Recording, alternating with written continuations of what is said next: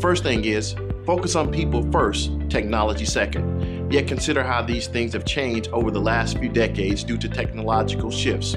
We spend far less time quietly working away at our desk and far more interacting with others. Much of the value has shifted from cognitive skills to social skills as collaboration increasingly becomes more competitive advantage. New technologies such as cloud and AI will only strengthen and accelerate these trends. The truth is, the value never disappears. It just shifts to another place. Consider the case of bank tellers. There are more than twice the number of bank tellers today than there were before the ATM machines. But the work they do is vastly different. They are no longer there to execute transactions, but to advise, solve problems, and to upsell. That takes very different skills. 2, establish clear business outcomes.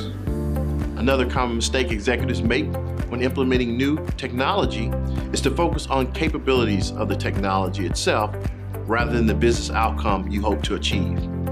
Are you trying to drive transactions, improve service and customer experience, or something else entirely? You need to determine that before you can even think about a technical approach. That's why every transformational effort should involve operational managers, partners, frontline workers from the start. You need to also talk to customers and see what they actually value, rather than what you simply would help run the operation smoothly. From there, you can begin to develop a vision on how your business can function differently. Identify a keystone change. Once the vision is in place, the tendency all too often is to embark on what becomes a 5-year death march to achieve it.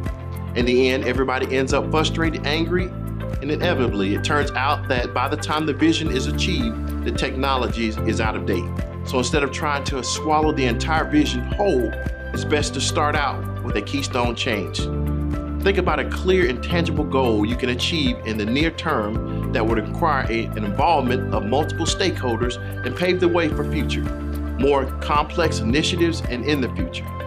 One way to do this is to choose a solution that will help people with tedious, mundane tasks rather than to create a new capability. It's much easier to get people excited about reducing the time and effort they have to expend on something they hate when it's to push them to adopt a new solution. Treat transformation as a journey, not as a destination. The key to surviving victory is to plan for it from the start. In UTS's case, the journey has never been about the cloud. That was merely a destination. The vision was always to serve customers better and develop a new business model for our customers.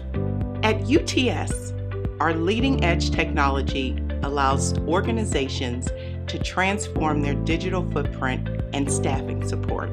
It doesn't cost anything to connect with us. UTS, where technology meets transformation.